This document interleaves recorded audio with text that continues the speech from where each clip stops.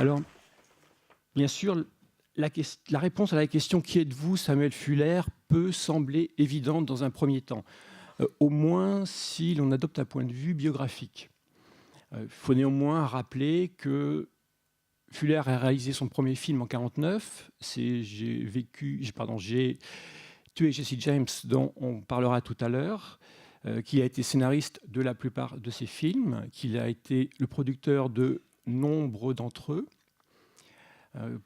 On peut dire que sa filmographie compte 34 crédits de réalisateur. Parmi ces 34 crédits de réalisateur, 12 relèvent de la télévision.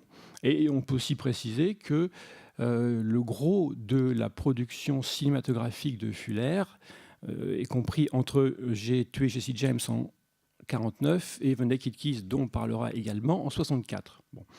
Il faudrait aussi rappeler quand même qu'il a été acteur. Acteur à la fois devant sa caméra, devant celle d'autres réalisateurs, comme Wim Wenders par exemple, comme Larry Cohen, comme Dennis Hopper et plein d'autres. Puis, si on continue de procéder comme ça, à rebrousse-temps, il faut rappeler, bien sûr, que Fuller a combattu au sein de la première division d'infanterie de l'armée américaine pendant la Seconde Guerre mondiale, que cette expérience fondatrice l'a entraîné sur les plages d'Afrique, sur les plages de Sicile, sur les plages de Normandie, et puis qu'après un long périple, Fuller a participé en mai 1945 à l'ouverture du camp de Falkenau, qui est devenu Sokolov en République tchèque. On sait aussi, si on a vu certains documentaires qui consacrés à Fuller, qu'il a capturé dans ce camp de très impressionnantes images à l'aide de la caméra 16 mm que sa mère Rebecca lui avait fait parvenir. On sait moins en revanche qu'à la même période, Fuller a tourné d'autres images du conflit et qu'il a également mis en scène quelques gags avec ses compagnons d'armes. Donc vous verrez une partie de ces images dans le documentaire de Samantha Fuller qui sera diffusé samedi à 17h30. Avant cette expérience des combats, avant cette expérience de la guerre, dans la seconde moitié des années 30, Fuller a fait ses débuts de scénariste sur plusieurs films qu'il n'a pas réalisés, et il a travaillé sur d'autres longs métrages sans être crédité du tout. Alors son nom apparaît pour la première fois sur un écran de cinéma pour Hatzov, qui est un film de 1936 réalisé par Boris Petrov. Fuller n'en est que le co-scénariste, si on veut, mais Hatzov est intéressant de différentes manières qu'on n'aura pas le temps de développer ce soir. C'est une comédie musicale qui montre deux villes voisines s'affronter afin d'assurer le succès des expositions célébrant le centenaire de l'indépendance du Texas que chacune de leur côté, elles essaient d'organiser. L'intrigue, cette intrigue-là renvoie au conflit qui opposait à l'époque Dallas, Houston et San Antonio dans l'organisation d'un événement semblable. Dans Hatzov, nous avons deux protagonistes qui sont doublement intéressants, qui défendent les intérêts des deux villes. Et ces deux protagonistes qui sont attachés de presse, mais qui sont souvent dépeints de manière très concrète comme des journalistes. Alors sont ensuite venus dans la carrière de Fuller un certain nombre de films pour République, tels que Gangs of New York, qui aurait dû être une adaptation du livre de Herbert Asbury, dont Scorsese lui-même s'est inspiré. Mais au terme d'une longue genèse, finalement, Fuller a écrit une histoire originale. Pour Fuller aussi, pour Fuller aussi, je suis vraiment désolé, pour République aussi, Fuller participe à l'écriture de Federal Manhunt, dont vous avez une image également. C'est un film de Nick Gray qui date de 1938, puis de Bovary Boy de William Morgan en 1940. Federal Manhunt parle en partie du démantèlement d'une compagnie de transport illégal. L'image est explicite sans être tout à fait fidèle au film. Bowery Boy, comme son titre l'indique, évoque quant à lui la misère d'un quartier de New York, mais il parle également d'un trafic de nourriture avariée qui va déclencher une catastrophe sanitaire. Alors, dans les deux cas, on a un film de série qui aborde, plus ou moins en profondeur, ce qui pourrait constituer le sujet d'un gros titre de presse. Et l'un des films les plus intéressants que Fuller a écrit à peu près à la même période, qui s'appelle Power of the Press, lui aborde directement ce milieu, évidemment, et en particulier un type de journalisme dont on parlera tout à l'heure. Mais il faut ajouter, si on continue de remonter toujours le temps, que Fuller a tenté sa chance, ou a semble-t-il tenté sa chance à Hollywood, avant Hatzoff en 1936. On trouve dans la presse et dans plusieurs journaux corporatifs la trace de Fuller en tant que figurant potentiel, parce que la vision des films ne permet pas de le confirmer vu l'état des copies. Mais en 1932, en tout cas, on trouve dans la presse son nom associé à deux films qui sont Scandal for Sale de Russell Mack et Roadhouse Murder de J. Walter Ruben. Ces deux films parlent du milieu de la presse de manière assez différente. Et encore une fois, ça resterait à confirmer la présence de Fuller grâce à des copies de meilleure qualité. La présence de Fuller à Hollywood début 1932, où ont été tournés ces films, est confirmée par ailleurs par un certain nombre d'entrefilés dans la presse corporative qui rappellent, qui soulignent le fait que Fuller a été... on a fait venir Fuller à Hollywood pour qu'il s'entretienne avec un certain nombre d'écoutiers afin de nourrir un projet de film portant sur un critique de cinéma. Alors, le projet a été abandonné et le nom de Fuller disparaît de la presse corporative jusqu'en 1935. À cette même période, 1935-1936, c'est-à-dire à l'époque où Fuller voit son premier scénario porté à l'écran, il publie sous son propre nom son premier roman, Burn Baby Burn. Un autre livre portant le titre Test Tube Baby sort l'année suivante en 1936. Puis c'est au tour de Make Up and Kiss en 1938 de voir le jour. Bon, Fuller ne portait pas vraiment ces trois romans dans son cœur. Ces trois livres qui étaient écrits par deux petits éditeurs new-yorkais spécialisés dans la pulp fiction. Deux éditeurs qui se contentaient de petits tirages, dont les revenus provenaient en large partie des bibliothèques de prêt et de la vente par correspondance. Pourtant, lorsque l'on a la chance de pouvoir lire ces livres, qui n'ont jamais été réédités, on constate qu'en dépit de leur maladresse stylistique, de moins en moins présente d'ailleurs au fil des titres, on constate qu'ils ouvrent, ces trois romans, des pistes formelles, des pistes thématiques que Fuller va suivre par la suite en tant que cinéaste et qu'il développera. Alors je reviendrai sur un point bien particulier du premier roman, Burn Baby Burn, tout à l'heure. Outre ces romans, Fuller est également l'auteur de nouvelles qu'il a publiées par exemple dans un mensuel qui s'appelait The Screenwriter. Alors The Screenwriter, c'est une publication particulièrement intéressante, éditée par un syndicat de scénaristes qui s'était fondé dans les années 1910. Et cette publication avait été dirigée en partie par Dalton Trumbo pendant 2 ans, de 1945 à 1947. On comprend bien pourquoi Trumbo n'est plus rédacteur en chef de la revue en 1947. Et bien entendu, Fuller a également publié, après ces trois pulp fictions des années 30, un roman que l'on connaît en France parce qu'il a été traduit. Le titre original, c'est Dark Page, titre français, l'un des titres français, L'inexorable enquête, qui date de 1944.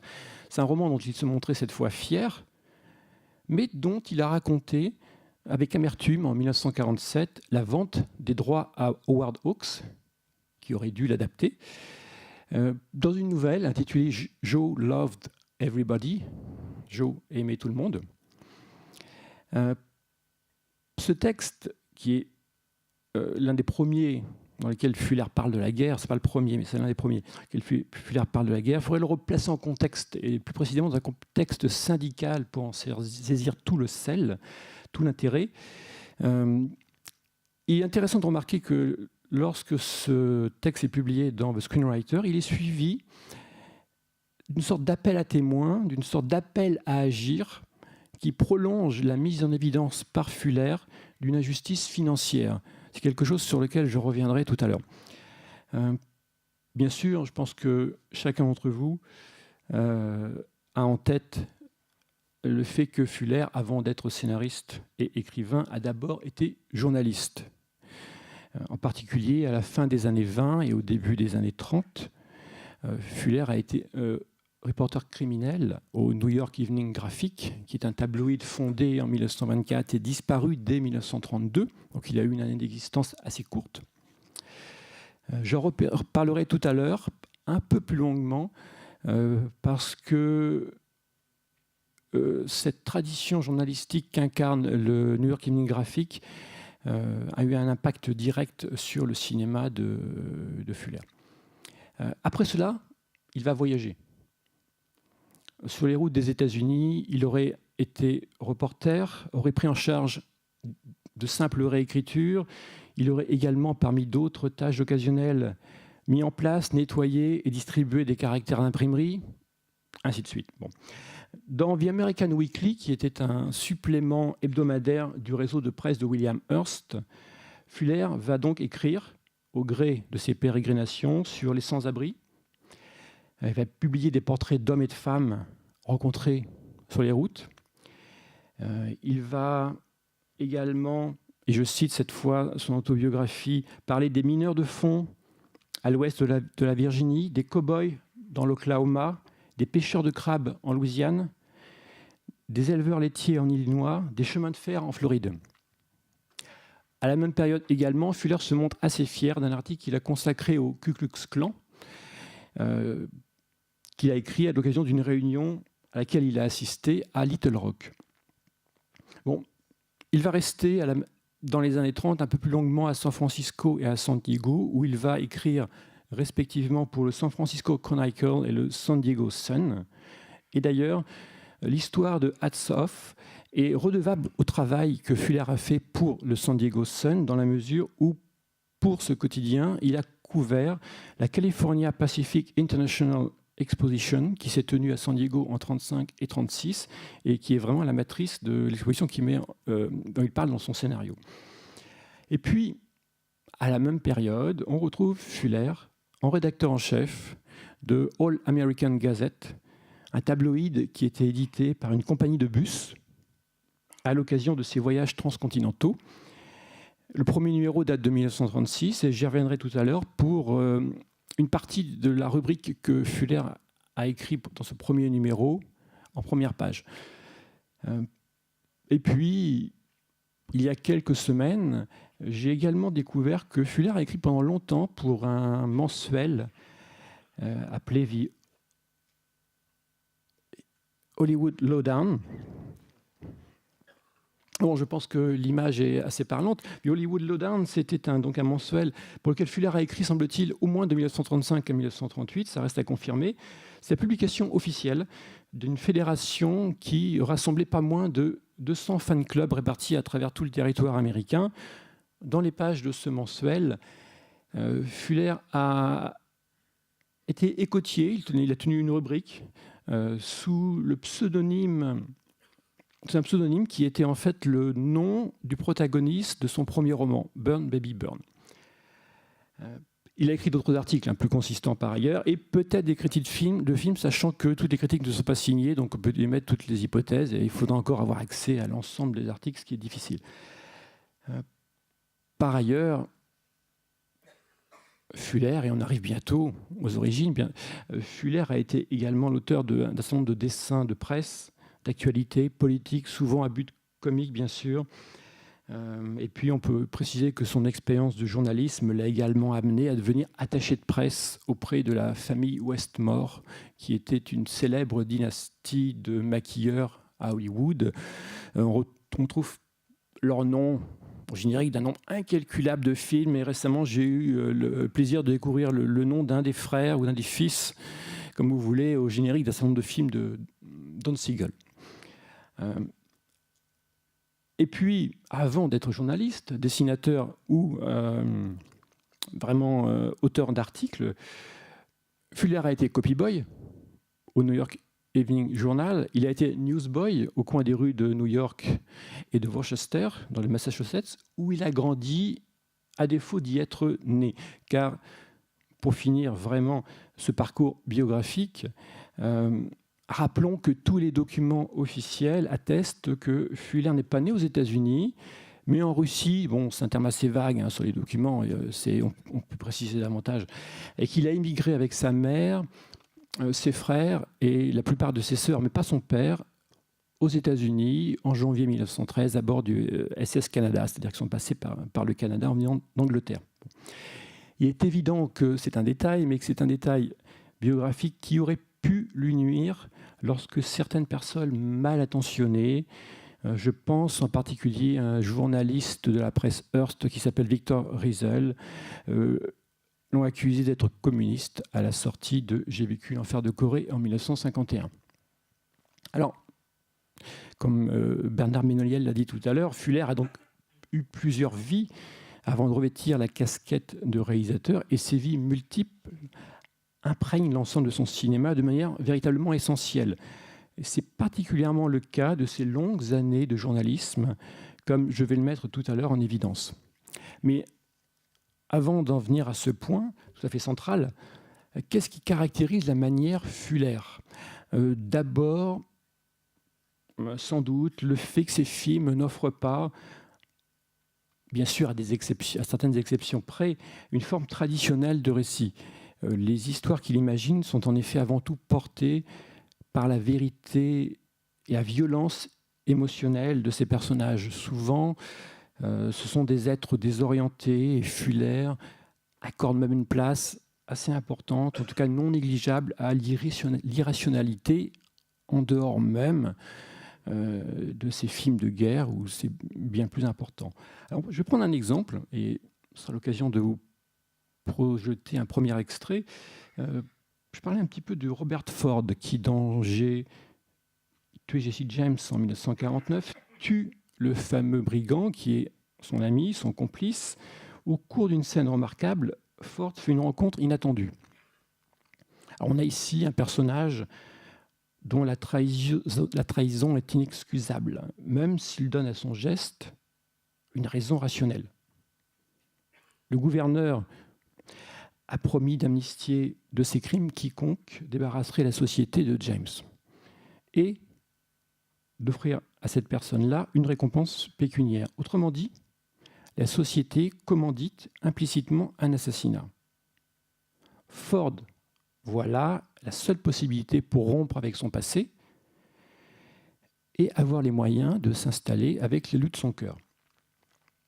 Donc James est tué, Ford est gracié, mais il ne reçoit qu'une partie de l'argent promis. La société donc se défile et ne veut pas reconnaître son rôle de commanditaire. Ford doit gagner sa vie et il va accepter de rejouer sur la scène d'un théâtre son acte.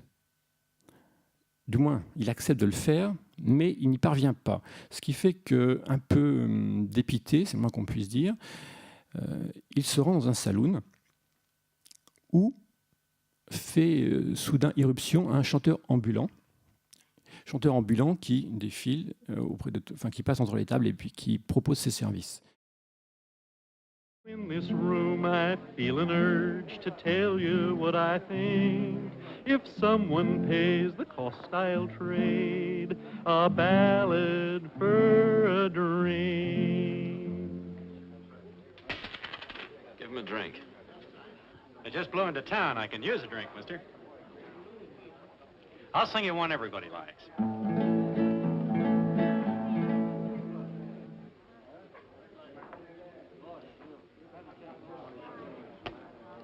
A song everybody likes. Jesse James was a lad that killed many a man. He robbed the Glendale train. He took from the rich and give to the poor. He'd a heart and a hand and a brain. Young Jesse had a wife who mourned for his life. 3 children, they were brave. But the dirty little coward what shot Mr. Howard has laid Jesse dead in his grave. 'Cause it was Robert Ford, the dirty little cow. Anything wrong, mister? I'm Robert Ford. Oh, I'm sorry, Mr. Ford. I didn't know. So everybody likes it, huh? Oh, nobody likes it very much, Mr. Ford. Go on, sing it. Oh, please, Mr. Ford. I want to hear it. 'Cause it was Robert Ford, the dirty little cow. I can't. Sing it. 'Cause it was Robert Ford, the dirty little coward. Wonder how he feels. He ate of Jesse's bread and slept in Jesse's bed. Then he laid Jesse dead in his grave. Jesse James sat at home on a Saturday night, talking to his family brave. Robert Ford come around like a thief in the night and laid Jesse dead in his grave. No man you ever saw on the side of the law could take Jesse dead or alive. 'Twas his friend Robert Ford who collected that reward by shooting Jesse James on the sly. Young Jesse had a wife who mourned for his life. 3 children, they were brave. But the dirty little coward what shot Mr. Howard has laid Jesse dead in his grave.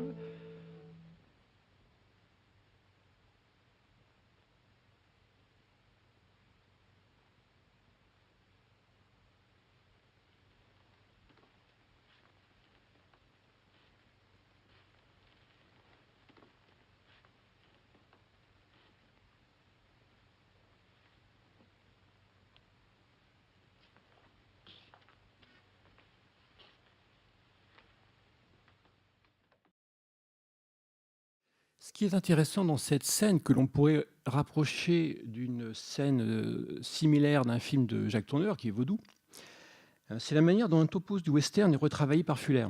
Nous avons un as de la gâchette qui est non seulement offensé, mais qui est offensé en public. S'ensuit logiquement une mise au défi qui consiste à reformuler l'offense et à la développer.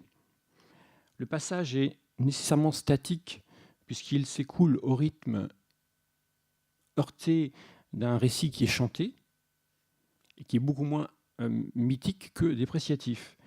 Les mouvements de caméra sont presque entièrement réservés au début et à la fin du passage, même s'il est coupé ici. C'est-à-dire à une entrée en scène en fanfare du chanteur et à une sortie de scène dans le silence pesant de la honte de Ford. Cependant, l'attente d'un éclatement de violence qui serait génériquement motivé ne sera jamais comblé.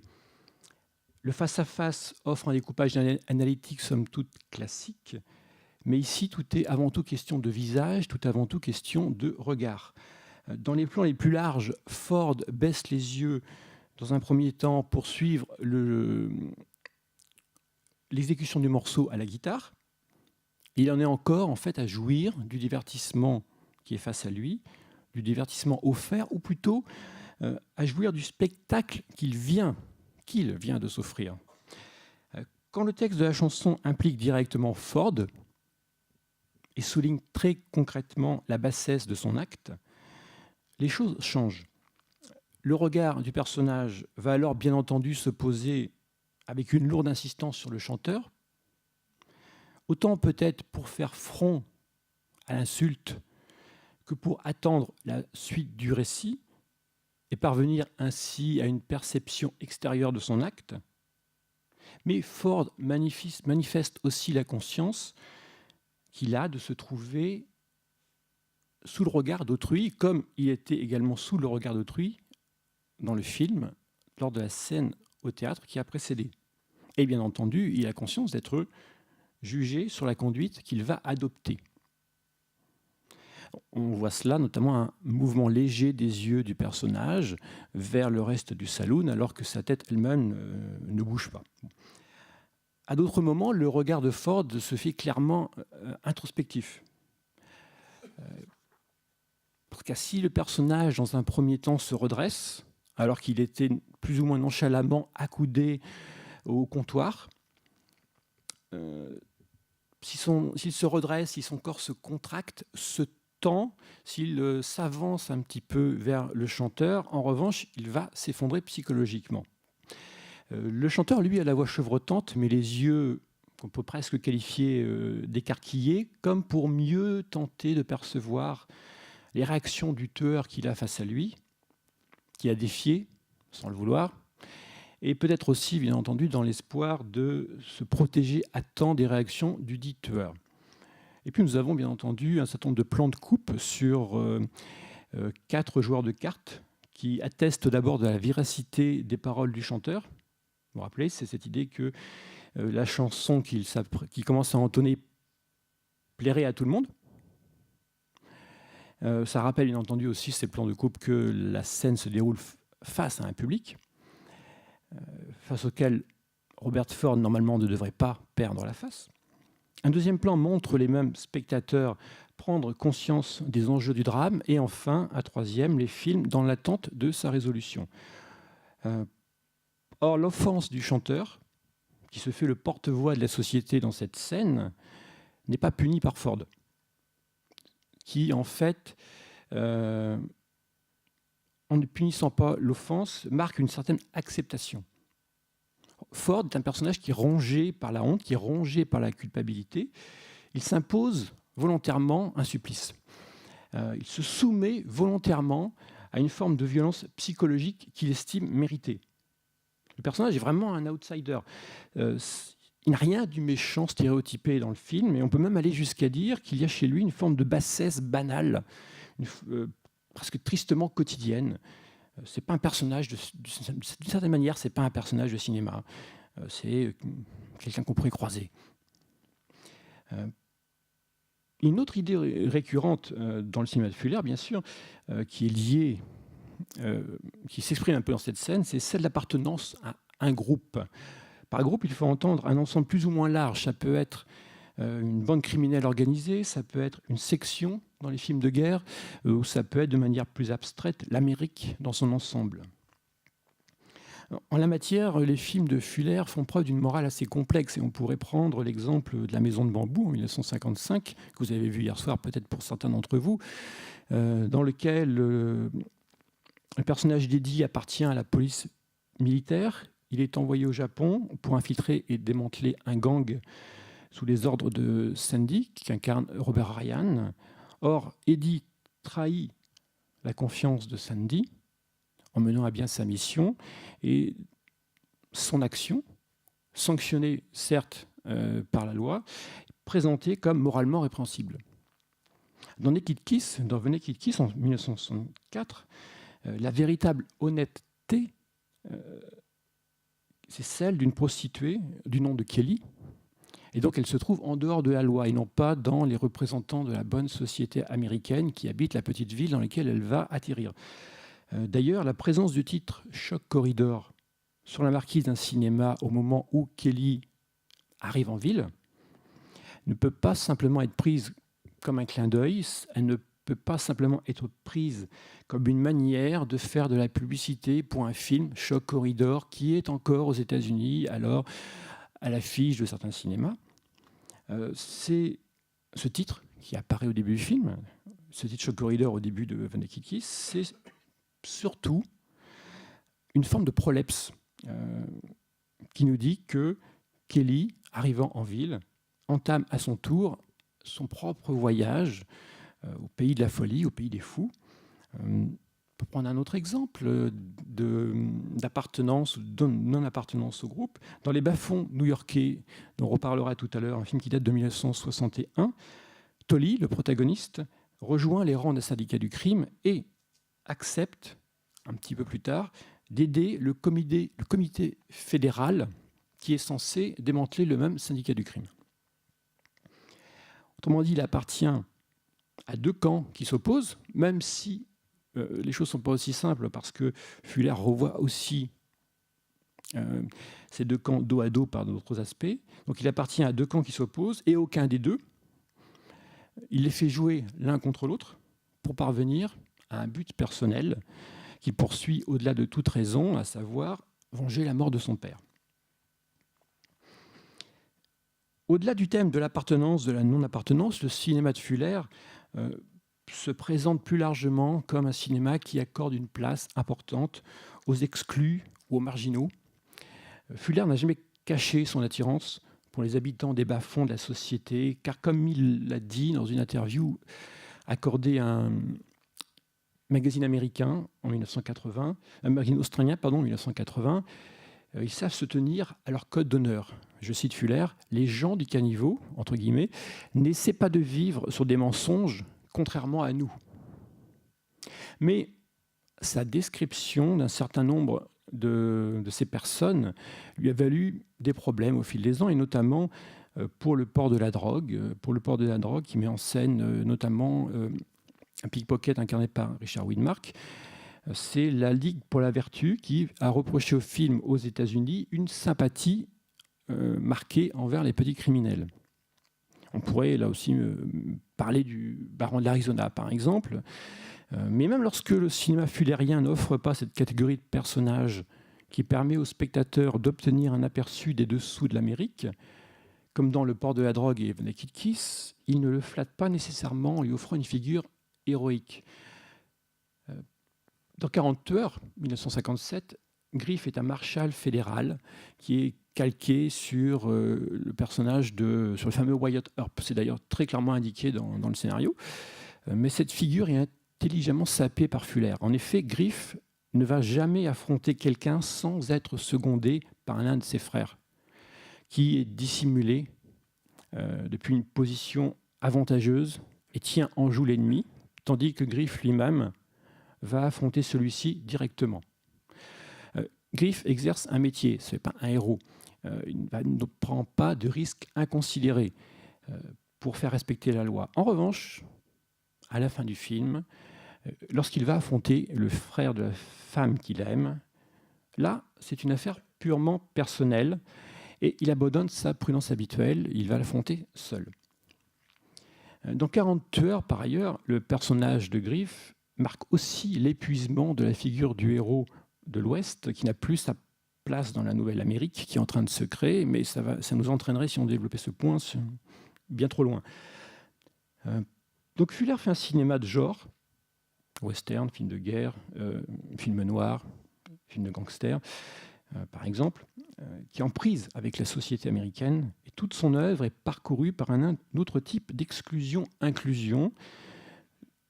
De manière répétée, il a en effet parlé de la place des minorités aux États-Unis selon deux modes fort différents. Bon, c'est une question importante qu'on pourrait creuser davantage, notamment en se penchant sur les scénarios qui parfois proposent des scènes coupées dans lesquelles cette thématique est présente alors qu'elle a disparu des films. C'est le cas de manière beaucoup plus prononcée, par exemple, dans le scénario du baron de l'Arizona que ça l'est dans le film dont je vais pourtant parler. Il part des minorités de deux manières. La première façon, le premier mode qu'il utilise consiste à montrer sans emphase son idée de l'Amérique. Là, Fuller fait preuve d'une subtilité qu'on lui a souvent refusée à tort.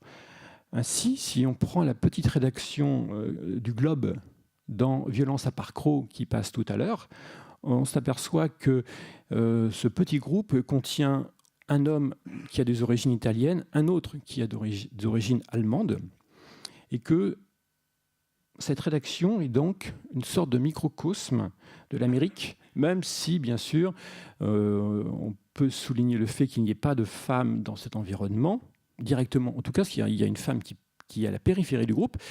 Bien sûr, il faut savoir qu'à cette époque-là, c'est-à-dire dans les années 1880, les femmes étaient très, très peu présentes dans le monde de la presse. Donc, de toute façon, ça se légitime d'un certain point de vue. De la même manière, Fuller tient à montrer la présence parfaitement naturelle des Indiens au sein de ces westerns, même lorsque ces Indiens ne tiennent pas un rôle dans l'histoire. Ce qui veut dire que j'exclus là, ou je ne parle pas là, du jugement des flèches, dans lequel ils ont un rôle vraiment central.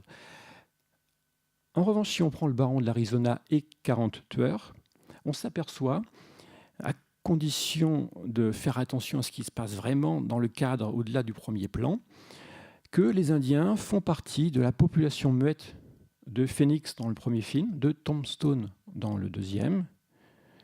Et aux côtés des anglo-saxons, ils sont présents dans des plans de foule dans le baron de l'Arizona, à l'arrière-plan dans 40 tueurs. Il y a là l'idée finalement que le pouvoir est concentré entre les mains des Blancs, mais que ce n'est pas ça l'Amérique. Dans tous les cas, la présence des Indiens est naturelle, complètement naturelle dans ces films. Les Indiens sont assimilés au reste de la population. On pourrait également parler du port de la drogue, dans lequel Widmark va à la bibliothèque, dans une bibliothèque municipale, et se trouve face à un bibliothécaire afro-américain, ce qui n'est absolument pas mentionné, ce qui n'est pas pointé du doigt du meilleur niveau dans le film. C'est un personnage comme un autre, qui est parfaitement à sa place là où il est. Bon. Mais bien sûr, Fuller traite d'une autre façon, selon un autre mode du racisme. Il en traite d'une manière plus frontale, plus polémique. Et pour illustrer ce point, j'ai choisi de vous montrer un extrait de J'ai vécu l'enfer de Corée, un film qui a déclenché aux États-Unis une polémique extrêmement intéressante, mais beaucoup trop complexe pour que je puisse l'aborder ce soir. Je vais donc me contenter d'introduire l'extrait en résumant la situation. Au début de J'ai vécu l'enfer de Corée, le sergent Zach est l'unique survivant d'une section dont tous les membres ont été exécutés par des soldats communistes. Il rencontre un enfant sud-coréen et, en sa compagnie, il croise la route du lieutenant Driscoll. Il accepte de conduire celui-ci jusqu'au temple bouddhiste où le gradé a reçu l'ordre d'installer un poste d'observation. Là, les soldats ne tardent pas à faire la découverte d'un major nord-coréen qui s'était caché. Ils le font prisonnier et le prisonnier en question tente de diviser les Américains.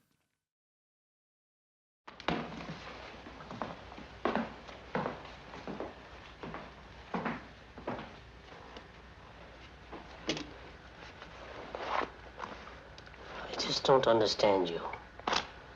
You can't eat with them unless there's a war. Even then it's difficult. Isn't it so? That's right. You pay for a ticket, but you even have to sit in the back of a public bus. Isn't that so? That's right. 100 years ago, I couldn't even ride a bus. At least now I can sit in the back. Maybe in 50 years, sit in the middle. Someday even up front. There's some things you just can't rush, Buster.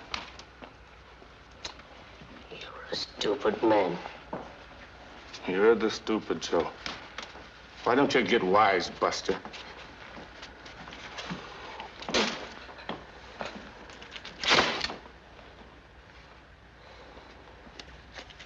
You're ruining my dressing.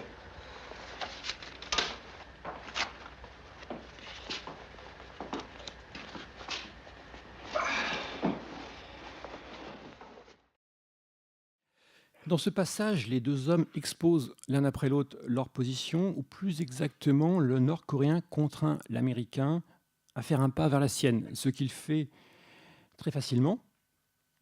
Les lois Jim Crow auxquelles le dialogue fait allusion sont appliquées aux États-Unis, dans le sud des États-Unis depuis 1876, le seront encore jusqu'en 1964. C'est une évidence irréfutable, donc il n'y a aucune raison de contester ce point. Mais si le constat est commun, les conclusions diffèrent.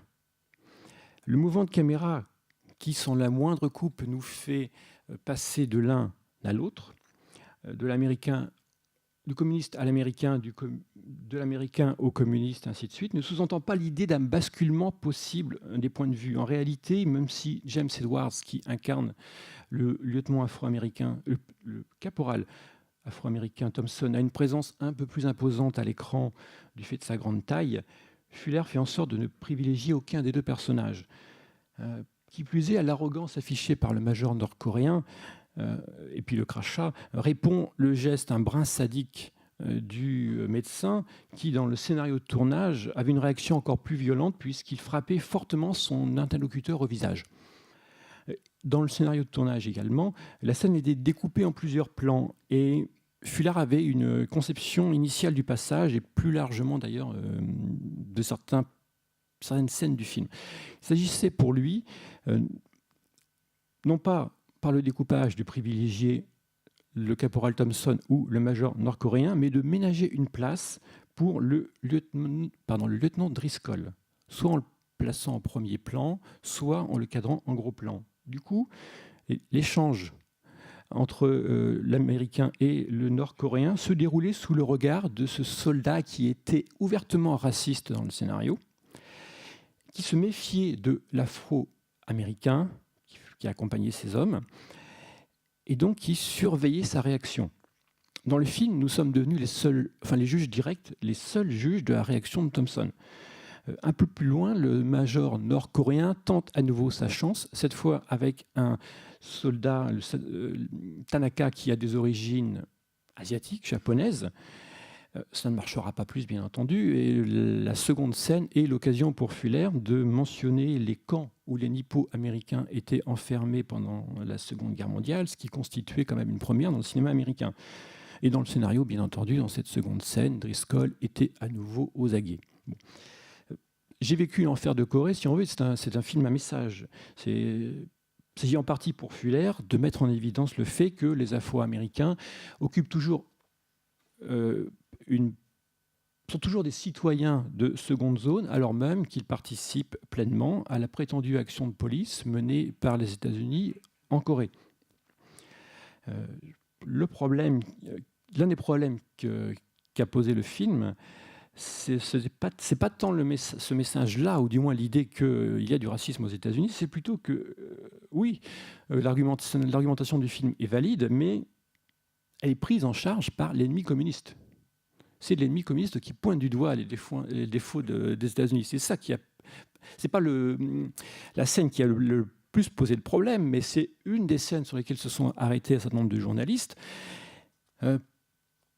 parce que on s'est demandé si Fuller n'était pas lui-même communiste, puisqu'il placer ce discours-là dans la bouche de l'ennemi des États-Unis. Son film, du coup, ne pouvait être que de la propagande communiste, ce qui n'était bien entendu pas le cas. À l'époque de sa sortie, en revanche, il y a un magazine qui s'appelle Ebony, un mensuel important destiné aux Afro-Américains, qui a vanté la façon dont le caporal Thompson était dessiné, alors que par ailleurs, dans certains courriers de lecteurs, dans d'autres revues, on a pu reprocher au personnage de l'Afro-Américain en question sa passivité face à l'injustice. Bon, c'est quelque chose sur lequel on pourrait débattre. En réalité, bien sûr, le cinéma de Fuller frappe davantage par sa frontalité que par son recours à la suggestion, même si elle existe.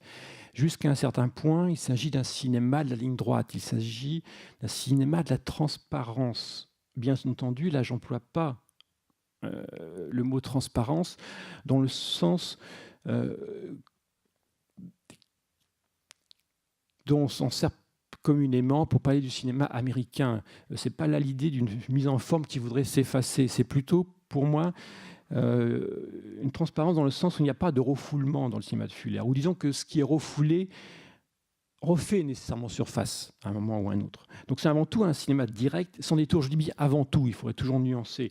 Et on peut nuancer très rapidement, par exemple, pour rappeler que dans Le port de la drogue, dans la fameuse séquence qui se passe dans une rame de métro au début du film, Widmark et Jane Peterson face à face, Il a, elle, le dévisage, il a son journal, il fait des gestes, met la main dans son sac, sous le regard de deux hommes dont on ignore encore qui ils sont. Donc, on ne sait pas ce qui s'est passé vraiment, véritablement entre les deux. Il y a un doute permis, même si on se doute que c'est un pickpocket. Malgré tout, il y a un des deux personnages, un des deux témoins de la scène, un des témoins privilégiés de la scène, qui souligne qu'on ne sait pas ce qui s'est passé. Autrement dit, on a un indirect là qui s'exhibe, on a un indirect auquel il n'est pas permis de passer inaperçu. Le cinéma de Fuller déborde d'énergie de la même manière que lui-même était un homme passionné. C'est un cinéma de la frontalité également, c'est un cinéma qui met les points sur les i. Ainsi, lorsque Kelly, au début de The Naked Kiss, s'émancipe de son souteneur, Fuller ne résiste pas à aller cadrer sur le bureau un calendrier sur lequel apparaît la date du 4 juillet. La date hautement symbolique du 4 juillet. On pourrait multiplier là aussi les exemples, parler du vitrail, par exemple, de White Dog. Le cinéma de Fuller, c'est aussi un cinéma qui met les points sur les i dans les dialogues. C'est un cinéma qui ne mâche pas ses mots, comme le disaient certaines critiques américaines au début des années 50. Alors ces dialogues sont complexes, sont riches, ont différentes facettes. On peut en mettre en évidence quelques-unes ce soir. On peut distinguer d'abord un recours fréquent à un langage argotique, à un langage imagé. Par exemple, dans les films de guerre de Fuller, pour appeler les soldats à se jeter au sol, pour se protéger des tirs ennemis, on ne va pas se contenter d'un banal « couchez-vous », on va dire quelque chose qui est dans « J'ai vécu l'enfer de Corée », manger du riz, eat rice, ou dans Baïonnette au canon, manger de la neige, eat snow. Je voudrais illustrer les points suivants concernant les dialogues, donc de brefs extraits, car après tout, les dialogues prennent toute leur force, trouvent leur point d'aboutissement lorsqu'ils sont pris en bouche par les acteurs. Donc si on peut projeter le troisième extrait, s'il vous plaît.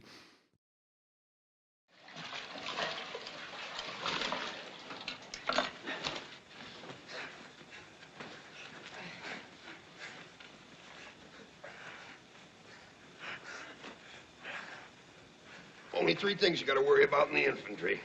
Your rifle and your 2 feet. Pull off your boots. Your socks. Both pairs. Come on. Bunch your canal boats together like bananas.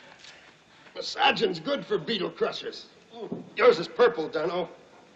Next it'll be blue. Then trench foot. Then frostbite. Then they gotta be chopped. All 10 of them. You've got to rub harder than that. Here. What are you waiting for, Thompson? Sew him up, give him blood. Are you kidding? You blew a hole in it as big as a tunnel. I can drive a truck through it. Ah! If you die, I'll kill you.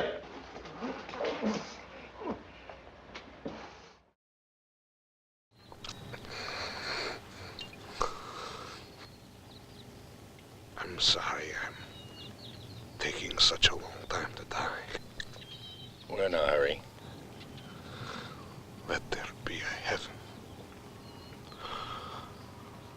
Or it would kill me to have to come back here again.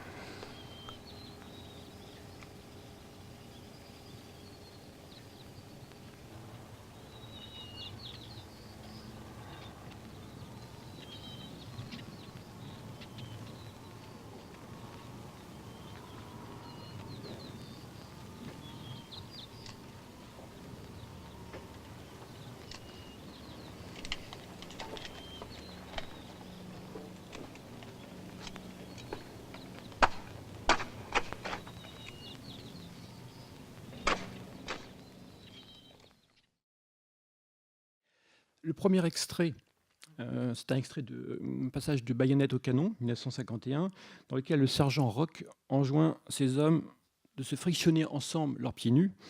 Et il leur lance donc cette formule étonnante qui est « regroupez vos péniches comme des bananes ». Pour une fois, la traduction ne nous fait pas de sel de la réplique. Alors le redoublement du langage imagé n'est pas qu'amusant. Grâce au contact physique fusionnel que cette image au carré implique, le sergent tente de ressouder les hommes qui sont sous ses ordres. Tout début du passage, d'ailleurs, il y avait des plans séparés, 2 hommes venaient de se battre. Donc c'est un rôle c'est-à-dire central pour la dynamique du groupe. Encore une fois, il est parti des questions de groupe. Et d'ailleurs, dans ce qui suit, il y a aussi des questions de groupe parce que le sergent lui-même va sortir du groupe dans la mesure où c'est lui qui a un pied qui commence à s'ankyloser. Donc voilà, il y a une sorte d'ironie, bien entendu, mais c'est très très fréquent dans les extraits que je vais vous passer ce soir qu'il y ait cette idée d'intégration ou d'appartenance et de non-appartenance à un groupe. Dans le deuxième extrait, dans les deuxième et troisième extraits, traite de la même chose finalement. Ce sont des formules paradoxales qui surgissent ici ou là dans le cinéma de Fuller et qui sont en général liées à la mort. Le premier passage était à nouveau un extrait de J'ai vécu l'enfer de Corée, dans lequel le sergent Zach Gene Evans s'adresse aux prisonniers nord-coréens sur lesquels il vient de tirer. C'est le passage le plus connu en la matière. Et il lui dit donc « Si tu meurs, je te tue ». La désarticulation de la logique du discours se met ici au diapason de la confusion du personnage. Le personnage du sergent Zach qui est brisé à cet instant par la nouvelle de la mort du jeune Nord-Coréen qu'il avait pris sous son aile. Dans le troisième extrait, qui provient de China Gate en 1957, au moment de mourir, on a donc un légionnaire grec qui formule un souhait qui est fait qu'il y ait un paradis parce que cela me tuerait de devoir revenir encore ici. Remarquons que ce passage, encore une fois, travaille une notion de groupe. Il y a beaucoup de choses à dire de ces passages-là, mais ce qu'on peut souligner, bien entendu, c'est que aussi dans le passage de China Gate, il y a cette idée de devenir hypothétique de la plupart des autres soldats qui est en train de se dérouler sous leurs propres yeux, dans ce champ contre champ. D'où le sel de la réplique que prononce Gene Barry, qui « on n'est pas pressé que tu meurs ». Parce que finalement, c'est à peu près ce qui va arriver à tous ces soldats, plus ou moins, d'ici à la fin du film. Bon. Je passe parce qu'il y a beaucoup de choses à dire sur cette scène, notamment sur le fait qu'il manque la femme du groupe qui est Angie Dickinson. À ce moment-là, bien précis. C'est quand même important. Mais sous ces deux répliques-là, c'est la réplique de J'ai vécu l'enfer de Corée, cette réplique de China Gate, ces répliques paradoxales qu'affectionne Fuller, qu'on retrouve dans Le Baron de l'Arizona, par exemple, ne peuvent que frapper le spectateur parce qu'elles maintiennent un équilibre fragile entre le comique et le tragique. On est là, vraiment, dans la définition de l'absurde. Ces phrases antinomiques participent de la franchise, alors du réalisme fullérien, si on veut, pour dire les choses vraiment beaucoup trop vite, qui imprègne les dialogues de Fuller, au même titre que ses choix lexicaux. Parce que Fuller, finalement, s'intéresse davantage à la vérité qu'au réalisme. Il propose une forme de réalité augmentée, si on veut. Là où le cinéma américain de la période à laquelle appartiennent la plupart de ces films, eux proposaient plutôt une réalité diminuée en vertu, on le sait, d'un double processus d'idéalisation et de normalisation. Même s'il faut le souligner quand même que dans les années 50, bien entendu, les choses évoluent assez tôt, qu'il y a une révision du code de production en 1956, ce qui permet un certain nombre de choses. Malgré tout, le code existe encore, même si son application se fait plus lâche. J'ai parlé tout à l'heure de The All American Gazette, dont Fuller fut un rédacteur en chef et dont je peux vous montrer, grâce à Samantha Fuller, une image. Parmi les différents sujets que Fuller aborde dans ce premier numéro de mars 1936, il y en a un qui m'intéresse particulièrement. Un dans lequel il est question de publicité, où, selon Fuller, prévaudrait désormais le détour et le sous-entendu. Fuller écrit, je le cite, « Autrefois, les publicités standards étaient simples et concises. Des affirmations aussi austères que Mellow Growth est la meilleure cigarette et le fortifiant Hank vous guérit constituaient la solution miracle pour les messages publicitaires. Aujourd'hui, seuls les artistes qui gagnent plus de $1000 chaque semaine se voient confier la tâche de coucher sur la toile une femme sensuelle dont on voit largement le buste et les cuisses. Elle est courtisée par un jeune homme grand et beau, en queue de pie et tout ça, et très accessoirement, les deux mots sont en gras dans le texte, celui-ci fume une cigarette. » Ni ce recours à l'indirect, ni ce qu'il implique en matière d'économie amoureuse n'ont vraiment les faveurs de Fuller, même si l'indirect, encore une fois, n'est pas absent de ces films. Pour apporter un éclairage sur ce point-là, pour rebondir sur cette citation, il faut que je me penche à présent sur le lien étroit, vital, au sens fort, qui unit le cinéma de Fuller à la presse. C'est la dernière partie de mon intervention. Dans un article publié en octobre 1975 dans American Film Magazine, Fuller lui-même a détaillé le parallèle qu'il percevait entre les deux, entre la presse et puis le cinéma. Il a écrit par exemple que la première page et l'écran partagent le même lit. Un gros titre possède l'impact du gros plan d'un visage. Bon, on pourrait multiplier les citations. Mais ce n'est pas cette idée-là d'un parallèle possible entre la syntaxe de l'écrit et celle du médium cinématographique que je veux creuser. C'est plutôt l'idée d'essayer d'aller voir ce qu'il y a véritablement sous l'étiquette de philosophe de tabloïd qu'on a souvent accolé à Fuller, qu'il cite lui-même dans son autobiographie Un troisième visage. Une formule qu'on a souvent accolée à Fuller sans vraiment chercher ce qu'elle signifiait, sans vraiment essayer d'en comprendre l'essence et le mode de fonctionnement ou la rhétorique. C'est quand Fuller rejoint le New York Evening Graphic à la fin des années 20, qui était selon lui le plus beau journal qu'il ait connu. C'est une citation de son livre New York, année 1930. Alors que par ailleurs, le journal est perçu par tout le monde comme la fange de la presse américaine, que Fuller devient véritablement journaliste. Et donc, indispensable d'effectuer ce qui va avoir l'apparence d'une parenthèse peut-être pendant quelques minutes pour vraiment donner un aperçu précis de ce qu'était le berceau journalistique de Fuller. Et donc, plus précisément, le New York Evening Graphic. Bernard McFadden, le fondateur de New York Evening Graphic, était vraiment un original, c'est moins qu'on puisse dire. Il est connu pour avoir écrit à peu près une centaine de livres sur le développement corporel, sexuel, sur des problèmes de santé divers et variés. C'était aussi un adepte de la culture physique. Et on en trouve d'ailleurs une trace dans Hats Off par l'entremise d'un personnage qui recommande à sa secrétaire de se livrer à des exercices de ce type. En septembre 1924, lorsque le New York Evening Graphic naît, McFadden publie une sorte de profession de foi dans la presse new-yorkaise, sous la forme d'un encart publicitaire. Il avance dans cette page que le graphique sera un tabloïd qui enrichira ses lecteurs au lieu de faire ses choux gras des scandales, des divorces, des meurtres, et ainsi de suite. McFadden écrit que les rédacteurs de mon journal ont pour consigne, à l'instar des rédacteurs de mes magazines, de tirer vers le haut le public, non de le rabaisser, d'être franc et courageux dans le traitement des sujets éditoriaux, de chercher à obtenir le meilleur et de le trouver, de dénicher le pire et de le dévoiler, de dire la vérité, le mot est en majuscule dans le texte, en tapant du poing sur la table comme autrefois, au lieu de recourir à de belles expressions pinailleuses. Bon, ça rebondit un petit peu sur ce que je disais tout à l'heure sur la publicité, sur le texte sur la publicité entre l'indirect et puis les slogans publicitaires directs. On est exactement dans le même registre. Comme les autres tabloïds de l'époque, le graphique souhaite provoquer de véritables réformes et McFadden, dans ce texte-là, un autre et dans le premier numéro du journal, insiste sur la responsabilité qui incombe à sa rédaction et sur son intention de traiter l'actualité de manière vivante et sensationnaliste. Il donne un programme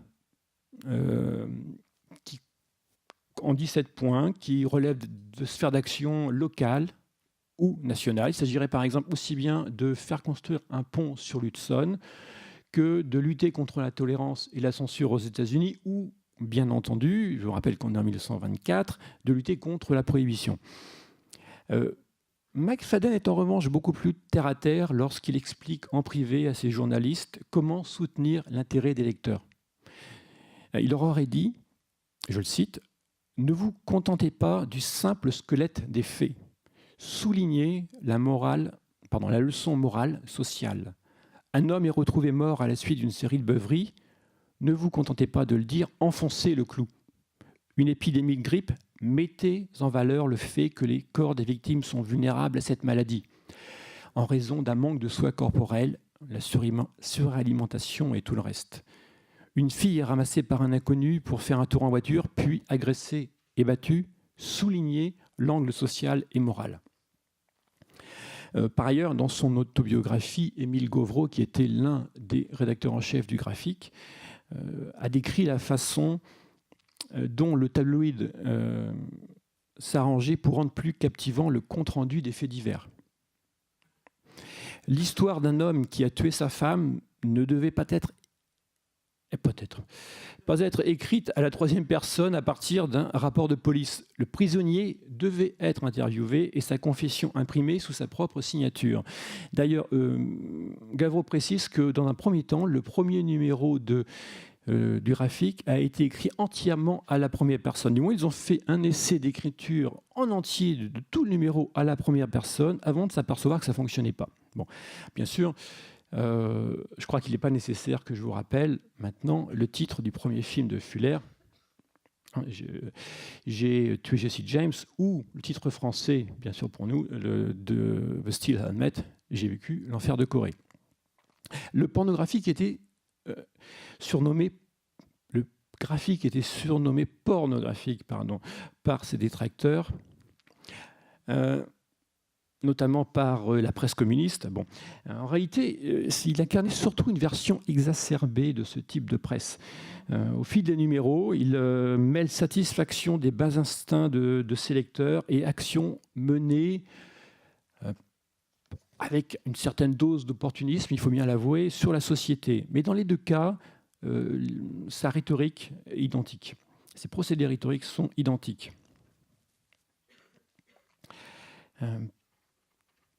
Le Graphique méritait également son surnom de pornographique pour une autre raison. Il n'a jamais hésité à aborder des questions de sexe, à montrer des femmes légèrement vêtues, parfois sous couvert de montrer des mouvements à faire, des mouvements de culture physique à effectuer. Bon. En réalité, le surnom de pornographique, il le mérite par son obscénité, qui est surtout liée au fait qu'il préférait toujours l'efficacité à la subtilité. Presque comme Fuller lui-même, le Graphique ne se posait aucune limite. Il ne s'interdisait rien. On pourrait prendre des exemples assez drôlatiques du Graphique, mais on n'aura pas le temps de le faire ce soir. Par ailleurs, le Graphique ne perdait jamais une occasion pour mettre en évidence ses réussites, aussi infimes soient-elles, pour souligner ce qu'il avait réussi, en quoi il était bon. On comprend bien que Fuller était à bonne école pour devenir, comme j'ai dit tout à l'heure, attaché de presse auprès de la famille Westmore. Bon. Et puis, dans le premier numéro de The Hollywood Lowdown, dont on a vu tout à l'heure une couverture, dans un numéro de 1938, sous le couvert donc d'un pseudonyme, Fuller parle de son frère Wing, qui était lui-même cartooniste célèbre, qui avait travaillé au Graphique également, mais Fuller, donc sous pseudonyme, parle également d'un certain Sam Fuller, qui est alors occupé à écrire le scénario de Federal Manhunt, que j'ai mentionné tout à l'heure, et qui se serait inspiré de très importantes inondations qui venaient de toucher Los Angeles pour écrire une scène d'action proprement infernale. Bon, il n'y a aucune trace de cette scène dans le film, mais elle a peut-être disparu lorsque le scénario est devenu film, justement. Bon. En fait, le Graphique est surtout la reprise des caractéristiques de ce qu'on a appelé le yellow journalism. Cette expression désigne un journalisme qui est paru aux États-Unis à la fin du XIXe siècle et qui est défini par sa recherche du sensationnalisme et un mépris de l'éthique. C'est comme ça qu'on le définit d'ordinaire. Il a associé ce yellow journalism à deux quotidiens new-yorkais qui se sont menés une guerre assez violente à la fin donc, du XIXe siècle, à savoir le New York World de Pulitzer et le New York Evening Journal de Hearst, où Fuller lui-même fut copy-boy. On a reproché à ces journaux et à d'autres de publier de fausses interviews, des demi-vérités, des informations totalement fausses, comme les tabloïds des années 1920, ils faisaient leur chou gras des scandales et des meurtres de l'époque. Aujourd'hui encore, lorsqu'on prend des encyclopédies en langue anglaise qui en proposent une définition, on trouve donc le résumé suivant. Le yellow journalism se caractérise par des normes professionnelles peu exigeantes, des sujets triviaux, un traitement des sujets visant à la dramatisation, une propagande irresponsable, des lacunes dans les informations et des stéréotypes. Rien que ça. Néanmoins, un chercheur américain du nom de Campbell a publié en 2001 un livre particulièrement intéressant qui est revenu complètement sur cette vision négative du yellow journalism et qui a déterminé ce qui a transmis aux générations suivantes de journaux. D'ailleurs, si le succès de ce type de presse s'est amenuisé dans les années 1910, c'est parce que toute la presse américaine dans son ensemble, ou presque, y compris les journaux les plus conservateurs, ont repris certaines de ces avancées. Et ça explique d'ailleurs si certaines avancées du yellow journalism de la fin du XIXe siècle sont devenues monnaie courante, que des tabloïds des années 20 comme Le Graphique aient été obligés de pousser le bouchon encore plus loin pour se démarquer et retrouver une forme de charge sensationnaliste. Campbell donc propose un portrait qui lui est ambivalent du yellow journalism. Il écrit par exemple que c'est un type de presse qui pouvait être imaginatif et pourtant frivole, virulent et pourtant complaisant. Il défendait un esprit de journalisme activiste, mais il le faisait dans des élans d'auto-adulation assumés. En un mot, il était pétri de contradictions, un peu comme le cinéma de Fuller lui-même. Et le lien qui unit Fuller au journalisme est loin d'être univoque, il est complexe. On peut souligner certains aspects ce soir. Bien sûr, ce lien rattache Fuller au monde du yellow journalism et des tabloïds, mais il le ramène aussi simultanément dans le même mouvement à une époque où les figures pionnières de la presse américaine ont écrit son histoire. Donc, d'une part, le rapport de Fuller au journalisme lui fournit des modes d'action très concrets sur son spectateur.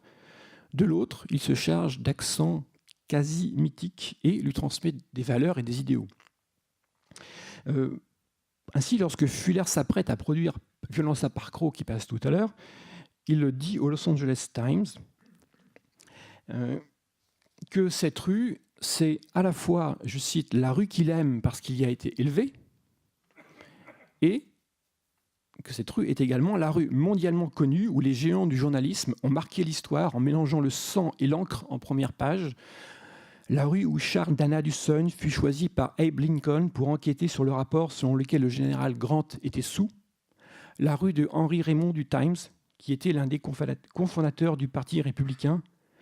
La rue de Greeley, Bennett et Pulitzer, tous trois étant des journalistes, Greeley étant la figure du journalisme de la fin du XIXe siècle, la plus présente dans le cinéma et dans la littérature de Fuller. C'était le rédacteur en chef du New York Tribune qui se proposait d'éduquer les citoyens, de propager l'information, de mobiliser la participation du lecteur, un peu comme Bernard McFadden le faisait au Graphique avec des armes un peu différentes. Bon. Pulitzer lui-même, qui était né en Hongrie, œuvra aussi pour la formation des esprits des Américains et pour l'acculturation des immigrants. Plus largement, il y a une valeur éducative dans le yellow journalism qui visait les gens peu éduqués.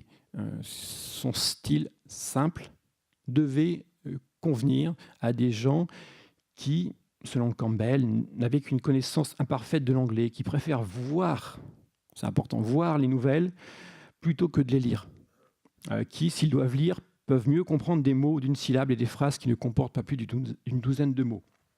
Une vision réformiste du journalisme qui est très perceptible ici. Et on pourrait, bien entendu,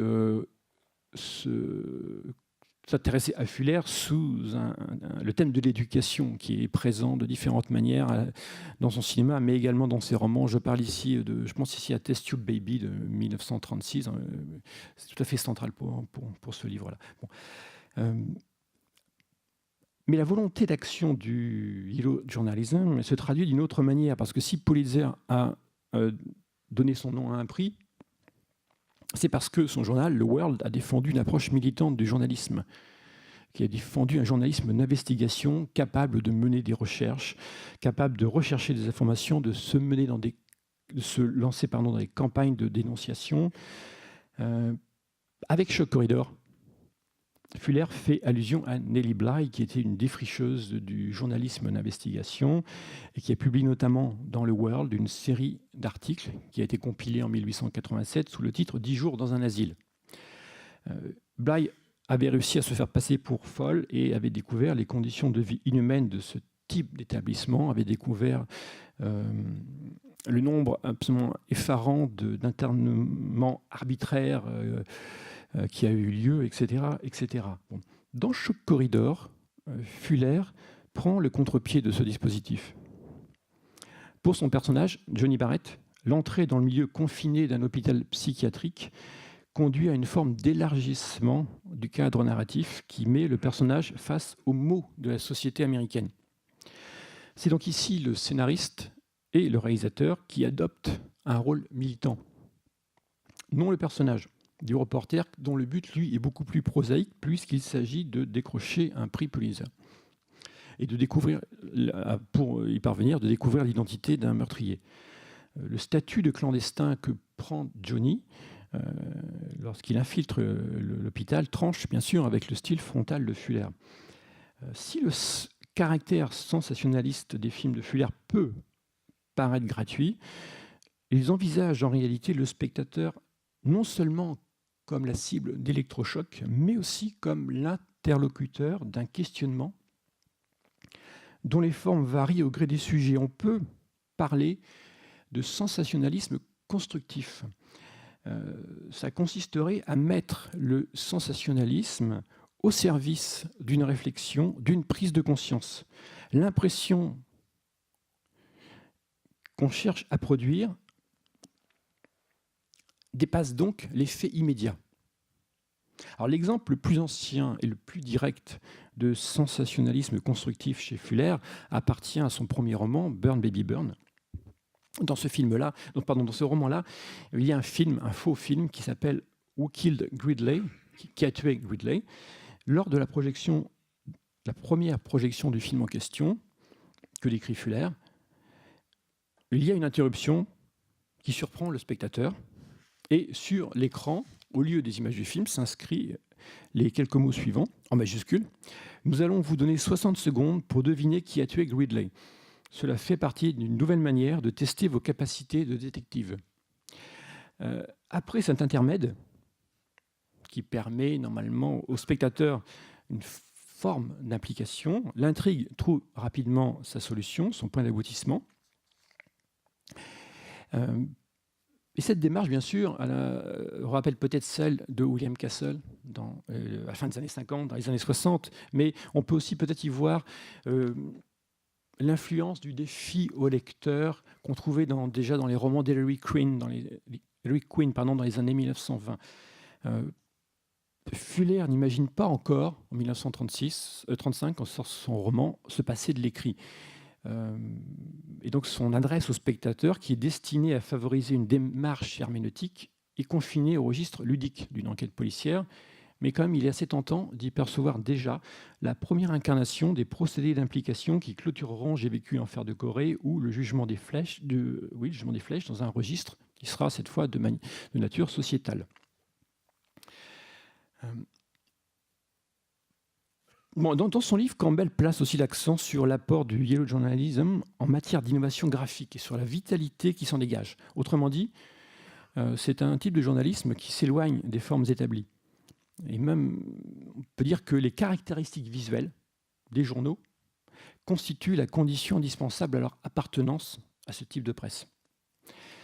L'utilisation des gros titres et des illustrations, notamment, les font se démarquer du reste de la presse, la presse conservatrice, qui était extrêmement austère à cette période-là. Si vous avez vu des journaux des années 1880, en dehors de cette presse-là, vous avez d'ordinaire des toutes petites colonnes, des titres qui sont à peine plus gros que le corps des textes eux-mêmes, et les rares illustrations qui sont présentes sont reléguées aux pages de publicité à la fin.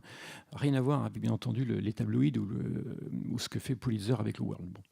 Alors, pour tisser un lien avec la presse, le plus simple, bien sûr, c'est d'insérer dans le corps d'un film tout simplement un journal, un extrait de presse. C'est un expédient narratif. L'écrit est mobilisé pour sa capacité à résumer une situation. Et par exemple, dans J'ai tué Jesse James, on a un certain nombre de premières pages qui rapportent le braquage montré au début du film, qui rapportent l'assassinat du brigand, etc., etc. Et j'aimerais passer directement à une utilisation vraiment intéressante, primordiale des journaux dans son cinéma, qui se trouve dans Les bas-fonds new-yorkais de 1961, dont j'ai dit 2-3 mots tout à l'heure. Remember that guy from the DA's office? Driscoll. Uh-huh. Yeah, he tried to question you that night in the alley. You know, when you were a kid. Yeah, I remember Driscoll.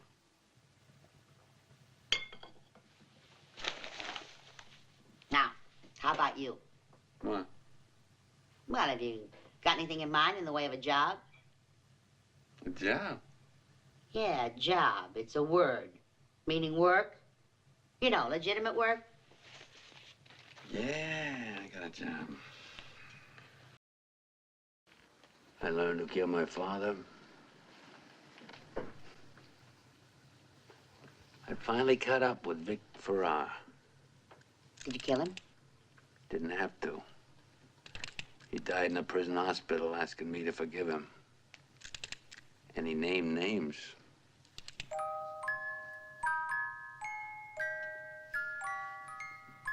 You want to know who they were? No. Huh? No, I don't want to know. I don't want to know. There! There they are. That's my job. Gila, Gunther, Smith. Those are the 3 punks I'm gonna get. Dans ce film-là, les gros titres, les journaux jouent un rôle vraiment crucial dans l'histoire, encore plus dans le récit du film, en permettant à l'information de circuler entre les personnages à des moments charnières. Ici, ce n'est pas une conversation qui permet au personnage de Tolly de retrouver la trace précisément des meurtriers de son père. Donc c'est la une du journal que lui soumet le personnage de Sandy à sa sortie de prison.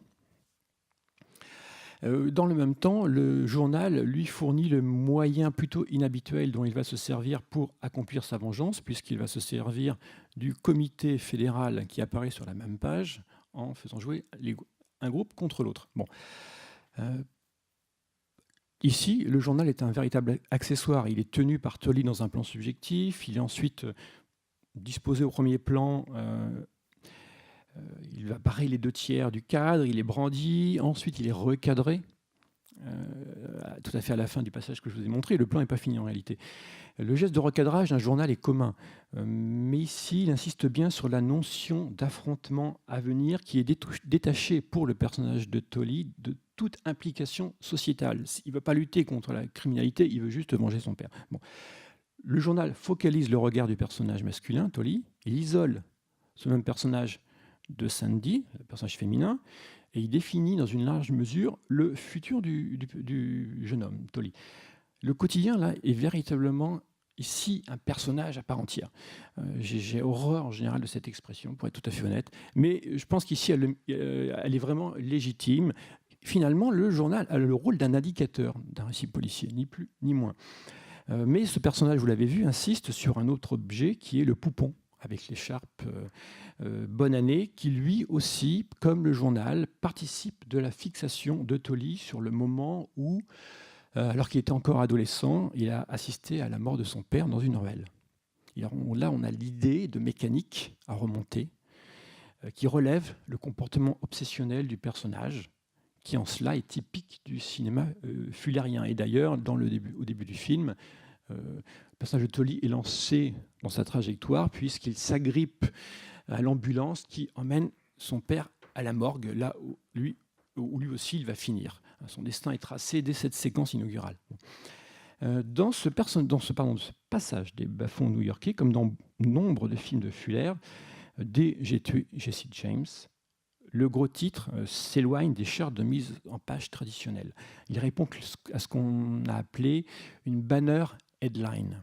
C'est-à-dire que ce n'est pas une manchette, c'est un titre qui s'étale sur toute la largeur du journal. C'est une caractéristique vraiment du yellow journalism qui n'a pas été reprise par les journaux traditionnels, qui est reprise en revanche par les tabloïds comme le Graphique. Ces banner headlines découlent d'un souci de lisibilité, d'immédiateté de la lecture. Elles remplissent toute la page, elles remplissent tout le champ de vision. La une qui apparaît grâce à la banner headline doit accrocher le lecteur tout de suite, grâce à un message synthétique, un message sa syntaxe doit être économe, efficace.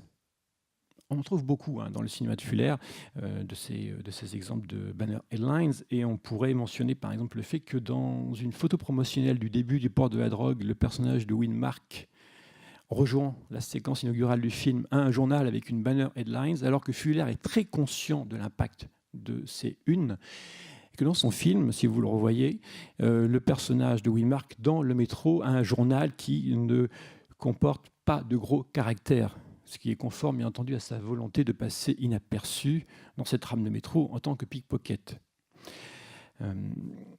Les unes de violence à Park-Crowe sont, elles, au centre d'enjeux thématiques et formels, dans le sens où le personnage du rédacteur en chef veut faire un titre vraiment très gros. Le mot de banner headline n'est pas prononcé, mais c'est vraiment ça. Donc on est vraiment au début du yellow journalism avec violence à Park-Crowe. Mais le rédacteur en chef du personnage réserve ce très très gros titre à quelque chose qui a une importance, à savoir la dénonciation de l'impression par un journal concurrent de faux reçus pour la collecte des fonds du piédestal de la Statue de la Liberté. Bon. Dans The Naked Kiss, il y a une séquence extrêmement intéressante. Je surveille l'heure quand même. Dans Naked Kiss, il y a une séquence extrêmement intéressante qui pose une équivalence partielle entre le cadre cinématographique et celui de la page. Je ne vais pas vous le montrer, je préfère vous montrer un autre extrait juste après. C'est plus facile de parler de cet extrait-là. Fuller propose dans The Naked Kiss une forme hybride entre la presse et le cinéma. Dans le film, le personnage de Kelly, donc l'ex-prostituée, tue son futur mari lorsqu'elle découvre qu'il est pédophile. Et donc, on la retrouve ensuite entre les mains de la police. Elle est soumise à un interrogatoire. Entre les deux, nous avons 6 plans où apparaissent 6 personnages du film. À chaque plan correspond un mot d'un gros titre. À chaque fois, on voit un personnage, un mot, premier mot du titre, deuxième personnage, deuxième mot du titre, et en 6 plans, le titre complet est recomposé en grosses lettres, en très gros caractères, bien entendu. La casse utilisée et la présence de journaux à l'écran ne laissent pas de doute sur la provenance des différents termes qui apparaissent, fractionnés ainsi. Mais il faut quand même les 6 plans pour que le texte « Grant est mort », alors il y en a 7 en français, hein, « Grant est mort assassiné par une prostituée » soit reconstitué. Il n'y a pas de correspondance syntaxique bien entendu, entre la phrase et une suite d'images qui l'accompagne. Ça n'a rien à voir, par exemple, avec le début du roman d'un tricheur de Guitry. On n'est pas du tout dans ce registre-là. Il y a l'idée, plus que l'idée de simultanéité de la lecture, que Fuller montre la nouvelle du meurtre de l'homme le plus important de la ville se répandre à travers la ville en question, grande ville. Et le gros titre est vraiment intégré à l'image grâce à la surimpression, tandis que son impact sur les citoyens de la ville est rendu par le découpage dramatique de la phrase et par la taille des caractères. Je vais vous montrer un extrait en revanche de Violence à Park-Crowe qui souligne un élément intéressant, à savoir que la rhétorique des tabloïd, la rhétorique du yellow journalism est assez proche parfois de celle de la publicité. On pourrait prendre certains dialogues de Fuller qui jouent sur les allitérations typiques au gros titre de cette presse-là. Dans le passage de Violence à Park-Crowe que je vais vous montrer, Pour comprendre le passage, il faut savoir deux choses. Il faut savoir que d'une part, le personnage qu'incarne Gene Evans, Phineas Mitchell, vient de se voir offrir l'opportunité de fonder son propre journal. Et d'un autre côté, que un personnage qui s'appelle Steve Brody, c'est pas l'acteur Steve Brody, c'est le personnage qui s'appelle comme ça, a sauté du haut du pont de Brooklyn dans l'espoir de devenir célèbre. Mais en faisant ça, il a bravé la loi. Steve, Jesus, the cops! Out of the way. Anybody in here seen Steve Brody? He ain't here. He's down at Lizzie the Duck. What do you want of him, officer? He's broken the law. He just jumped off the Brooklyn Bridge. Any witnesses seen him jump? I saw him. Oh, we're wasting our time. Let's go down to Lizzie the Duck. Wait a minute, officer. Is this the man that jumped? Well, I don't know what his name is, but he's the fellow which jumped. Take him away. Mitch, you're a fake. You're a Judas. It's me, Brody, your bosom pal. Lock him in a tomb. Mitch, you're fake. You and your newspaper. You're a snake in the grass. All you reporters are snakes in the grass. Throw the keys away. Oh, Mitch, how could you have done it, Mitch? How could you have done it to my Steve, Mitch? This will be the Brody story on page 1. From the bridge in safety, Steve Brody drops 120 feet to the water below, arrested and locked in the tombs. And I got the follow-up. The Globe frees Brody from the tomb. Mitch. The officer won't like this. The readers will. Make it 6 columns, 6 pages. Your shaven clothes? 4 pages. All right, let's get him to the office. Je ne sais pas si vous avez remarqué qu'au tout début de l'extrait, l'homme sandwich qui survient porte l'expression « pink pills for pale people ». Donc, allitération qu'on retrouve par exemple dans les dialogues de films dans The Kid Kiss, on a « the bed, the buck and the bottle ». Il y a des échos entre dans le langage de la publicité et le langage du journalisme. Les titres sont construits souvent de la même façon. Il y a un bel exemple dans L'Inexorable Enquête de titres avec une semblable allitération. Bon. Ce titre-là, à ce moment-là, annonce d'une certaine façon ce que va être un peu le sensationnalisme du Globe qui est en train de fonder le personnage. Fuller met surtout en évidence, bien sûr, ici la vivacité d'esprit nécessaire au rédacteur en chef, qui voit tout de suite l'histoire qu'il peut tirer de la situation. Il ne va pas s'embarrasser de scrupules pour livrer son ami Brody à la police, parce qu'il anticipe déjà les événements et les unes à venir. Il prévoit de faire durer le coup d'éclat de l'arrestation, ce scoop inaugural, par la libération du personnage, par exemple.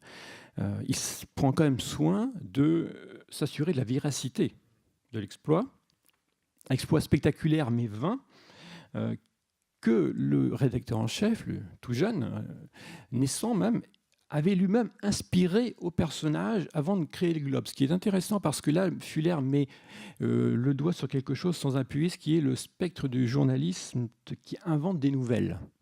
Une image qui a été quand même accolée par exemple à Hearst. Il y a une fameuse anecdote que Wells a reprise dans Citizen Kane. Bon. Le graphique et les autres tabloïds révèlent en effet leurs informations petit à petit, entretiennent le feu des controverses, font du récit déjà en fait. Ils créent des rebondissements dignes de chapitres des romans feuilletons. Et puis, vous verrez dans le film ce soir qu'ils avaient un autre moyen pour alimenter leur page, pour fidéliser leurs lecteurs. C'est qu'ils, par exemple, ils organisaient des concours, ils organisaient des manifestations sportives, des bals, toutes sortes de manifestations autour du journal qui font parler du journal, permettent de générer potentiellement une série d'articles. Et le personnage de Phineas Mitchell dans le film mentionne ce type d'activité chez Fuller. C'est tout à fait central. Alors, je vais essayer de m'arrêter là, ou presque. Ce qu'il faut continuer en montrant comment le langage vraiment des tabloïds, du yellow journalism, comment les unes, l'utilisation des photos en une, qui à partir des années 1980 sont de plus en plus présentes, qui occupe de plus en plus de place en une, à tel point que dans les années 20, avec le tabloïd, cette idée de les gens veulent avoir les informations visuellement et non pas grâce à des mots s'incarne véritablement, parce que dans le graphique, pendant une très très longue période, il y avait une seule image qui saturait entièrement la surface du journal, qui focalisait directement l'attention sur une chose. Et je peux peut-être m'arrêter sur cette piste, à savoir que les gros plans qu'affectionne tant Fuller, finalement, sont l'application de cette sémantique au cinéma, à son cinéma en tout cas, l'idée que, certes, un gros plan de personnage, comme on l'a vu au début dans J'ai tué Jesse James, pardon, peut être complexe parce que l'être humain peut exprimer des émotions complexes. Néanmoins, il découle de la même volonté d'efficacité, de simplicité que les unes des journaux. Voilà, merci.